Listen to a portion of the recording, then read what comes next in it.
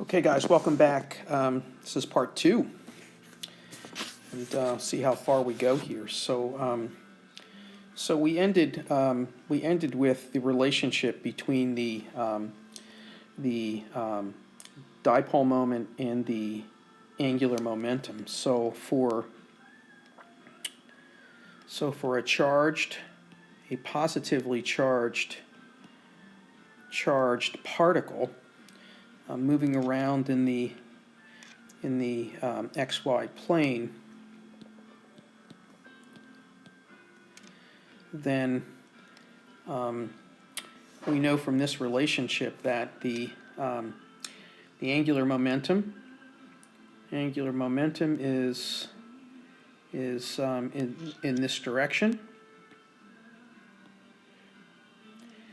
and that's a Halliday, Resnick, and Walker right-hand rule.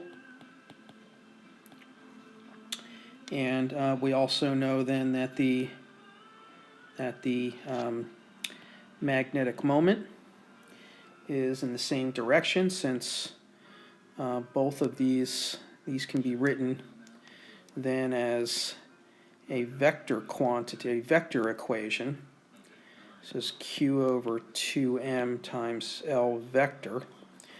And so these guys then are going to be collinear depending on the sign of the charge. And so if the charge is positive, then mu and L will be in the same direction. If Q is negative, then mu and L will be anti-parallel to each other. So classically now, if this were an electron, if we were talking about electron instead of a positively charged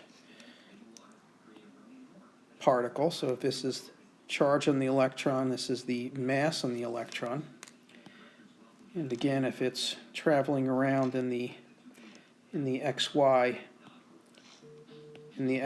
plane, then we know, again, if this is traveling in this direction, then we know that this is the direction of the angular momentum, and this would be then the direction of the magnetic dipole moment. Okay, so if Q is charge on the electron in magnitude, and so we need to make that negative, then the dipole moment vector then is going to be negative Q sub E over 2 m sub E times L vector. Okay, and mu and L then will be anti-parallel. Okay, so anti-parallel. So this circled quotient then, QE over 2 m sub E, is called the gyromagnetic ratio. Gyromagnetic ratio. Sometimes you might see it as the magneto-gyric ratio, and that's a little bit more cumbersome to say, but I think more often than not you'll see it as the gyromagnetic ratio. And you should calculate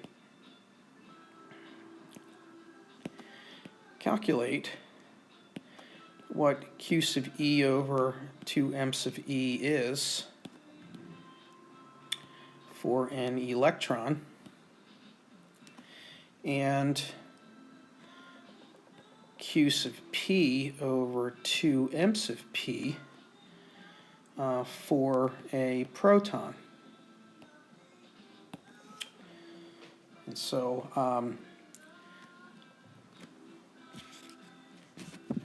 two little calculations that might be helpful. Often the gyromagnetic ratio is given by the letter gamma, and so that's going to be Q over 2 m sub E, and that's the way you'll see it often in some other contexts. So we know if we go back and look at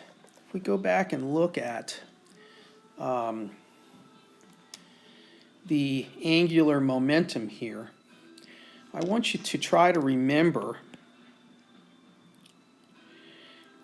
back when we studied the hydrogen atom.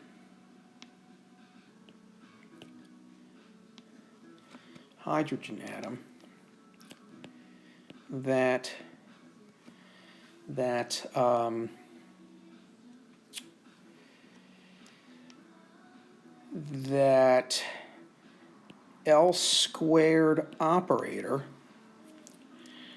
operating on the spherical harmonics y L sub m, knowing that their functions of theta and phi was equal to L times L plus 1 h bar squared times y L m theta and phi, and that the z component of the angular momentum was equal to m sub L h bar y L m theta and phi. And so you'll certainly recognize that the fundamental unit of the angular momentum